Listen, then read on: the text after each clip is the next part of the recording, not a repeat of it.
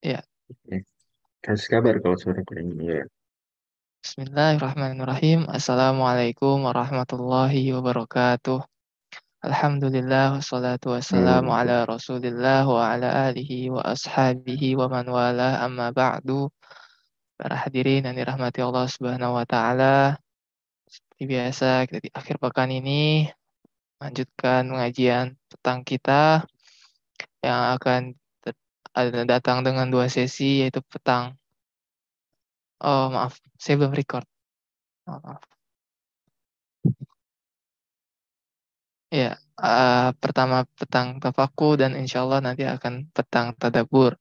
Masih dalam pembahasan sebelumnya, melanjutkan tentang tema penyelesaian perkara pilot, ya, episode 3. Ya, perlu diketahui bahwa pengajian ini pengajian interaktif dua arah, akan diharapkan seperti ditekankan oleh pengajar sebelum-sebelumnya untuk respon segala pertanyaan yang terlontar, baik itu lewat chat maupun lewat audio. Langsung saja, karena itu kepada Ustadz, saya persilakan. oke. Bismillah, alhamdulillahirrahmanirrahim. Wa bihi nasta'inu ala umuri dunya waddin. Wassalatu wassalamu ala asyrafil anbiya wal mursalin. Sayyidina wa nabiyina Muhammadin wa ala alihi wa ashabihi ajma'in. Amma ba'd. Akhir kita sudah sampai di pembahasan penyelesaian sengketa pilot ya. Dan lebih tepatnya di bagian sini. Eh, وإذا ادعى أنه معسر أو قسم ماله بين غرمائه وزعم أنه لا يملك غيره وأنكروا. Begitu. Ini belum maksud saya. Betul ya. Betul, Oke. Ustadz. Ini kita ada lihat bagaimana dia nih ternyata dilucuti hartanya, betul ya. Benar nggak? Hartanya dilucuti ya sampai semuanya dijual ya nggak? Mulai dari hewannya, pas segala makanannya, hewannya, rumahnya, bajunya, semuanya dijual. Kemudian dia sendiri pakai baju sangat minimalis. Ya, minimalis bukan artinya buka aurat ya, bukan. Tapi sangat ya pas-pasan lah bajunya. Bukan baju yang mewah, bagus. Yang mewah yang bagus dijual. Dan ini resiko pada kita dan bagi orang Islam yang seperti ini adalah solusi. Daripada dia ditagih di akhirat, mendingan ditagih di dunia. Gimana? Bener nggak Kang Zida? Ya, Daripada ditagih di setuju. akhirat, mending nih, dia di dunia biar selesai. Kayak gini selesai nih walaupun utang dia Ustadz dia masih ada 4 M lagi. Dia muflis dia. Utangnya 6 miliar. Uangnya cuma 2 miliar. Berarti sih utang 4 miliar langsung. Di akhirat dong? Enggak lah. Udah. Asal udah selesai perkaranya dengan mekanisme yang adil begini. Selesai. Udah dia mulai hidup baru lagi berikutnya. Tenang dia. Ya nggak? Cuma dibandingkan kalau dia ke apa ya kejar-kejar mimpi buruk terus harus menunaikan 6 miliar. Kayak gini lebih makanya sampai Muadz bin Jabal radhiyallahu anhu aja ketika tanya pernah melambung tinggi, dia langsung mengajukan diri minta di taflis. Udah kita bahas ya. Ini solutif ini. Ya. Gimana? Bisa dipahami nggak para hadirin sekalian? Ah, gimana? Jadi kita sekarang lihat sisi positifnya juga dari akad taflis. Gimana gimana? Nggak ngomong saya belum kelihatan. Oke, kelihatan. Lanjut. Wa idza da'a annahu mu'sirun aw qasama lahu baina quraihi wa za'ama annahu la yamliku ghayrahu wa ankaru. Gimana kalau dia mengklaim saya ini orang susah? Gitu. Atau dia mengklaim saya udah bagi-bagi harta saya ke semua guroma, ke semua gorim. Dah, Jadi ketika hakim mau menjual harta dia bilang saya nggak punya harta. Atau ketika dia ditagih mana sini harta kamu saya mau dijual sama Aldi. Aldi bilang gitu. Saya mau jual. Kata dia udah saya bagi-bagi. Atau yang ketiga, satu, dua, tiga. Yang ketiga, wa za'ama annahu la yamliku ghairahu. Saya cuma punya harta segini. Ya, jadi yang pertama dia alasannya mu'sir, saya nggak punya duit, nggak punya harta saya. Kedua apa? Saya sudah bagi-bagi hartanya udah saya jual-jualin, saya bagi-bagi ke gorim-gorim saya. Atau za'ama annahu la yamlik. Nggak, nggak ada lagi sebenarnya. Berarti dua sebenarnya dua, buat tiga. Dua klaim.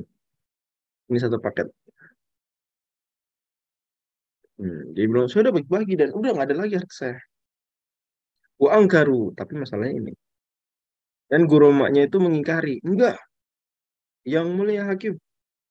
Dia bukan muksir, dia banyak duit itu sebenarnya dia. Tanahnya ada di Sawangan, di sini, di situ. Punya hotel di Madinah, punya apartemen di New York, gitu. Yohan, kebayang nggak peliknya? Gimana para hadirin? Kebayang nggak peliknya? Dia mengklaim saya nggak punya duit. Itu saya udah bagi-bagi atas saya ke kreditur-kreditur. Dan nggak ada lagi udah harta saya. Tentang kreditur nggak. Yang mulia hakim udah masih punya dia hotel di Madinah, masih punya apartemen di New York, masih punya tanah di Sawangan. Gimana? Ya. Nah, paham nggak nih? Masalahnya paham nggak? Sebelum lanjut ke jawaban fikihnya, paham dulu masalahnya. Gimana? Kang Zidan kebayang nggak Kang Zidan? Kebayang Ustaz. Ruwet, Ustaz, ruwet. Nih, aku belum. Ada yang belum nih? Yang belum. Ulang. Jadi dia udah muflis dia. Ya. Dan hakim mau jualin hartanya dia. Kata dia, oh tidak annahu mu'sir. Ya. Ya, dia mengklaim bahwa dia nggak punya duit. Ya, nggak punya duit. Gitu. Atau dia mengklaim, saya udah harta saya udah habis nih, udah saya bagi-bagi ke kreditur-kreditur, udah. Saya nggak punya lagi selain itu.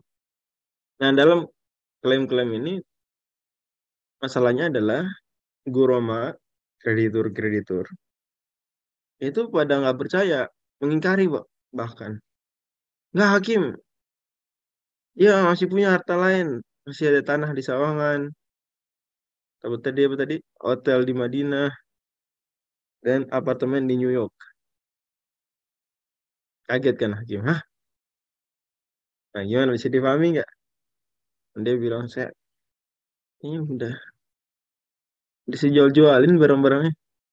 Kalian masih bilang masih ada lagi.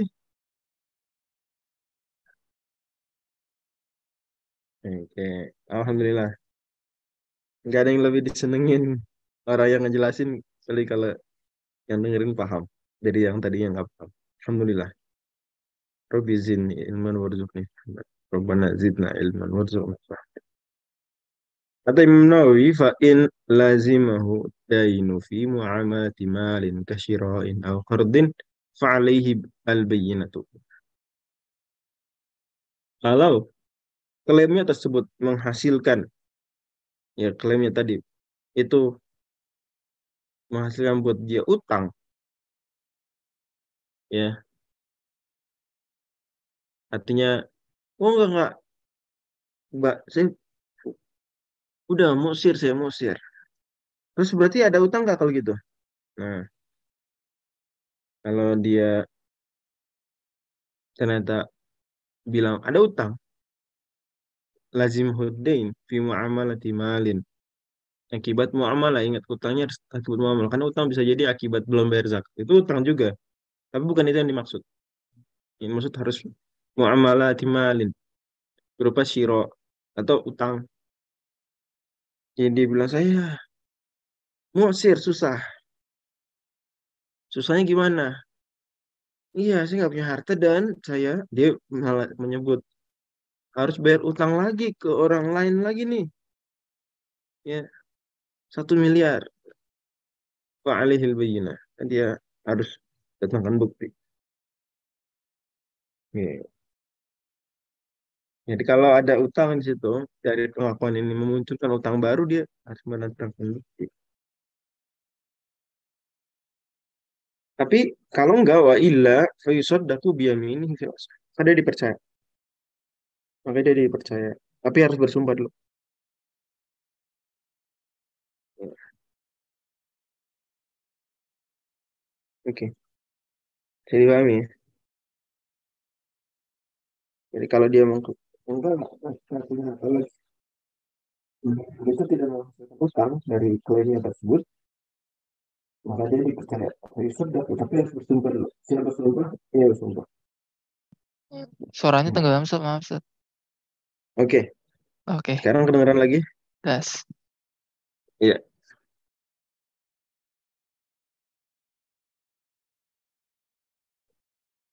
Wa yuqbalu bayyinatul i'sar fil hal, dan diterima bukti bahwasanya dia i'sar, dia nggak mampu.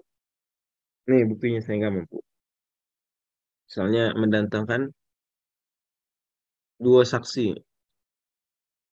Hatta yaquma thalathun min dzul hijjah min qaumihi laqad asabat fulanan faqatun. Ini misalnya mendatangkan nih dua saksi bersaksi ini di orang ini Pak RT dan wakil RT bersaksi bahwa saya memang nggak punya barang lagi selain ini. Contoh. Ya maka oke. Tapi syarat saksinya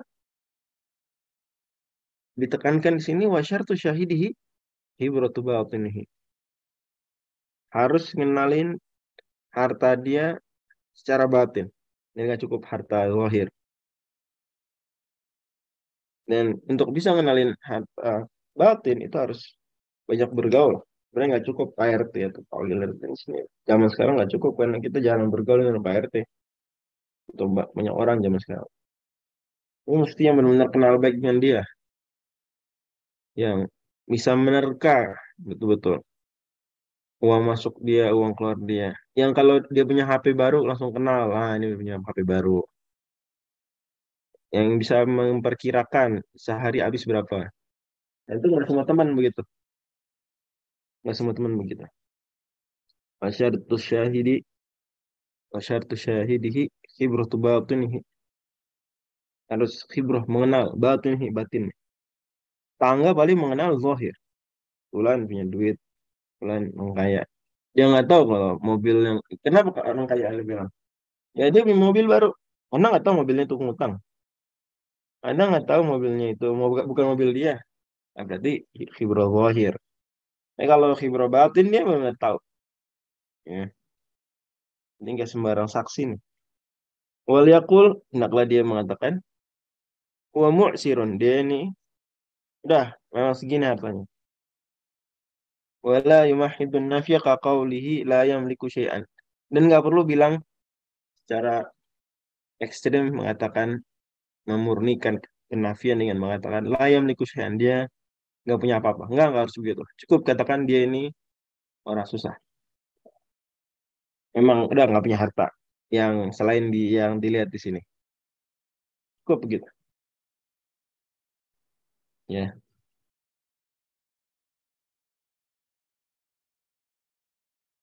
Kalau tidak sahabat i'saruhu, dan kalau sudah benar dia ternyata memang menurut Kim sudah cukup ini persaksiannya. Memang dia ya habis hartanya, nggak ada lagi yang lain. Lam yajuz habsuhu wa lam mulazamatuhu bal yumhalu hatta yusir. Maka tidak boleh oleh si hakim di penjara. Nggak boleh. Mau dijelas-jelas mau sir kok. Nggak boleh. Wala mulazamatu, nggak boleh juga dimulazamahi. Mulazamahi maksudnya diutus seseorang untuk ngawasin dia kemana dia pergi. nagihin, ntar dia masuk gang ada yang nagihin, itu mulazamah. Enggak, enggak harus begitu. Balium halu hatta yusir, yang ada justru dia diberi tenggat, ya, hatta yusir sampai dia leluasa, sampai leluasa lagi. Enggak anggap gitu misalnya dia sama sekali habis nggak ada hartanya, ya udah nggak boleh dipaksa harus, nggak bisa begitu ya. Oke. Allah firmankan di surat Al-Baqarah, wa in kana dzu usratin fa nadhiratun ila maisar. Kalau dia susahan, maka dikasih tunda, wajib kasih tunda. Fa nadhiratun ila maisar. Dari sini kita paham sebaliknya bahwa kalau dia sebenarnya masih punya harta lagi, maka dia boleh ditahan sampai mengaku. Misalnya, dia mengklaim, dia sih punya harta lagi. Ada padahal masih ada harta. Ah, masih ada dia harta. Apa gini, dan hakim yakin bahwa dia memang masih punya harta lagi. Karena persaksian orang yang diutus jadi saksi misalnya nggak valid. Hmm. Maka berarti boleh ditahan. Boleh. Melawan kebalikan dari kata-kata Imam Nawawi. Dan matan-matan ilmu itu ada mafhum mukhalafahnya juga ya. Bahkan bagi yang nggak setuju mafhum mukhalafah di Quran hadis, ini Hanafiyah saja dalam kitab Radul Muhtar. Itu Imam Ibnu Abidin sampai bilang bahwa pembahasan mafhum mukhalafah berlaku kalau di matan-matan ilmiah, matan-matan fikih. Menarik ya, menarik. Ini di legal text, di legal text apa teks-teks hukum, teks-teks fikih berlaku mafhum mukhalafah. Bahkan menurut Hanafiyah yang mereka bilang mafhum mukhalafah di Quran hadis nggak ada pada dasar itu. Maka di sini kita juga bisa ambil mafhum mukhalafah dari nas ini adalah dari teks Imam Nawawi di sini, bahwa sebagaimana kalau dia sudah miskin nggak boleh di penjara, berarti kalau dia orang kaya, ya hakim nggak menerima persaksian dia miskin, maka dia boleh dipenjara sampai ngaku di mana harta dia lagi. Ya. Dan ini sesuai dengan hadis Nabi SAW riwayat Abu Daud. Matul ghani zulmun yuhillu irdahu wa uqubatah. Orang yang mampu membayar utang tapi dia nggak mau bayar utang, itu telah melakukan kezaliman. Yuhillu irdahu wa uqubatah. Kezalimannya ini menjadikan halal kehormatan dan juga hukuman atasnya. Jadi dia halal dihukum dan dia halal untuk di dalam tanda kutip permalukan. Ya. Nama baik nggak bisa. Ya kamu harus sama baik saya wahai hakim. Kenapa? Masa saya diumumin di internet bahwa saya punya utang gunung, saya saya kena muflis atau sejenis itu. Ya itu resiko kamu. Dari sini kita kadang juga melihat ya, terlepas dari eh, apa namanya ribanya ya, terlepas dari itu. Tapi di sebagian lembaga peminjaman uang, ribanya haram ya, haram. Cuma dia ketika orang ini mampu membayar, cuma nggak bayar, walaupun mekanisme ini kadang mereka nggak teliti, nggak bedakan juga ya. Pokok asal nggak bayar, padahal salah. Kalau menurut Islam dibedain yang bayar, yang nggak bayar karena miskin sama yang nggak bayar padahal mampu. Kalau yang nggak bayar karena miskin, nggak boleh dia hukum. Tapi kalau nggak bayar padahal mampu, itu boleh. Nah, di sebagian pinjaman tuh saya ingat itu dia di share foto kita ke teman-teman kontak kita di HP. Foto kita deh, saya lihat terus dikasih tahu kita punya utang. Wah, saya jadi pernah dua kali kayak gitu punya teman. Ya Allah, dia jam segininya yang utang banyak. Ya Allah, belum bayar. Nah, andai ini dilakukan ke orang yang benar-benar mampu bayar, cuma nggak mau bayar. Nah, itu dan pinjaman tidak mau riba dan seterusnya ya yang sah seperti itu diperkenankan. Dan cukup mengagetkan juga memang bahwa banyak orang yang mampu dan kaya gitu, tapi enggan membayar utang. Yang udah bilang kali, ya. Ada kawan saya, dan kawan lebih tepat nih, ya, eh, junior lah. Cuma saya biasa kalau sama junior, menganggap ini kawan. Cuma kali ini biar nggak dibilang teman seangkatan ya, tapi di bawah. Ya. Bahkan beda beda kampus juga. Ya, tapi maksudnya kita sama-sama di satu organisasi kemahasiswaan lintas kampus. Dia cerita, dia kerja di satu lembaga. Memang ini lembaga dia BUMN ya, tapi tidak syariah. Dan saya prinsipnya kalau ada orang dapat kerja di BUMN ya, walaupun konven ya, ya nggak menekankan untuk keluar. Karena itu BUMN. Ini ada rincian sendiri dan tidak selalu harus sesuai dengan mazhab Syafi'i, tapi cuma fatwa dari salah satu ulama terbesar mazhab Syafi'i modern ya, Syekh Mustafa Dib Al-Bughaw, Syekhuna, guru kami, Syekh Mustafa Dib Al-Bughaw. Saya ingat banget waktu beliau mengajar kami Muqaddimah Hadramiyah, beliau bilang bahwa kalau banknya BUMN meskipun konven maka Muslim bekerja di situ, ya nggak usah disuruh keluar, kerja di situ karena itu BUMN. Kalau swasta harus keluar, harus ganti. Karena swasta biarin aja kita nggak urusin. Kalau BUMN kan itu menyangkut negara. Nah, kalau kita patokan umat Islam nggak boleh kerja di BUMN yang konven. Terus yang kerja di situ siapa? Kamu harus ada emang. Maka fatwa Syekhuna Mustafa di Al-Bukhari kalau BUMN meskipun konven nggak apa-apa kerja di situ. Ya. Ala kuliah intinya dia cerita bahwa tugas dia tuh nagihin utang. Terus tanya berapa persen yang bayar? Ya semua rata-rata bayarnya kalau udah bulan keempat. Ya, telat 4 bulan baru bayar. Kan itu udah titik kritis. Kalau telat sebelum itu cuma diingetin. Kalau 4 bulan udah, itu nanti orang lapangan diutus datang ke rumah dia. Orang lapangan tuh maksa buat gitu ya. Bulan. Nah, kata dia, biasanya kalau dia diancam sama orang lapangan bayar. Nah, pertanyaan saya ke dia, itu sebelum 4 bulan kan bisa dicek nggak sama sama lembaga keuangan tersebut? Berapa duit dia? Ini lembaga keuangan ini bank. Ini kamu bank nagih utang dan juga bank tahu data rekening. Gitu. Bang tuh tahu data duit kita loh. Meskipun nggak punya PIN ya. Hati-hati. PIN dia nggak tahu. Tapi kalau berapa duit kita tahu. Makanya kan kadang suka dites kita sama bank. Benar nggak? Yang Zidan pernah nggak nelpon bank terus dites Karena Ustaz, sama bank transaksi itu? terakhir Pernah ya? gitu-gitu, nominal. Iya. Nomin, berapa nominal kira-kira gitu. Iya, saya yang nggak tahu Nah, malah lupa. ini ya kan kita kan lu pernah tes. Berarti dia tahu.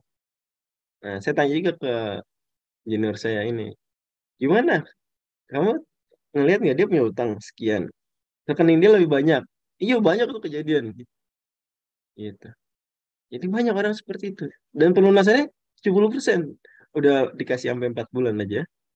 Baru diancam kayak begitu. Itu aja cuma 70%. Banyak yang dia mampu bayar.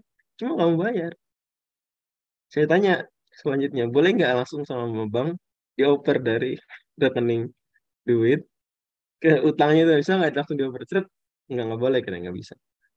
Nah, kalau yang syahidnya, nah, poin yang ingin saya tekankan dari cerita barusan adalah bahwa banyak juga kejadian orang mampu orang kaya banyak duit tapi nggak mau bayar utang. Dan hal ini seharusnya tidak terjadi ya di kehidupan kita. Ya, utang jadinya jadi prioritas. Ya, ketika jatuh tempo tentu ya. Kalau memang yang ngasih utang memberi bebas, itu mungkin lain cerita.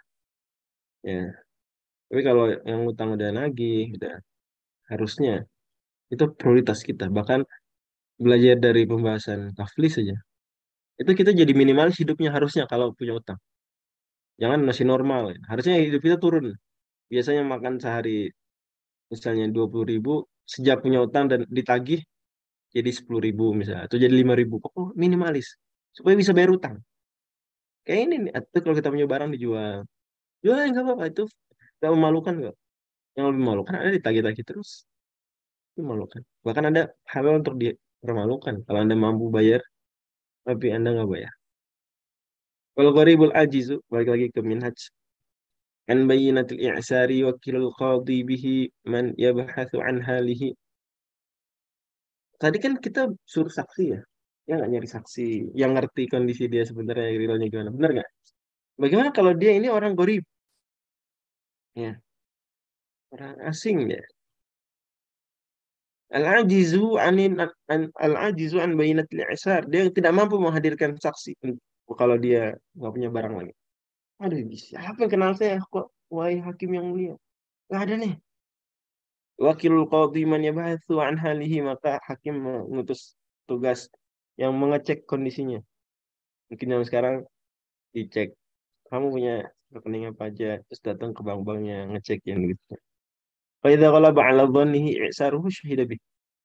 Kalau telah dominan dugaan bahwa memang benar hakim dia nggak punya lagi duit, syahida bih, udah ada boleh bersaksi dengan begitu.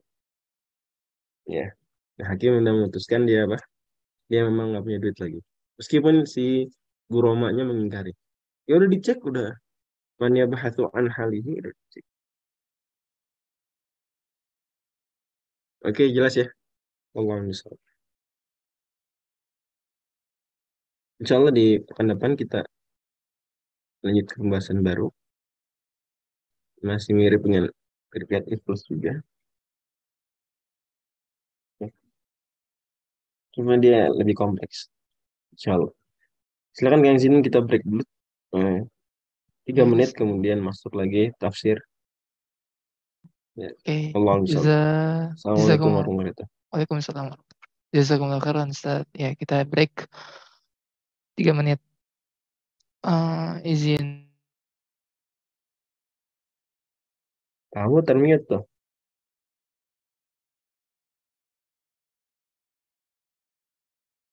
Iya, break 3 menit ya.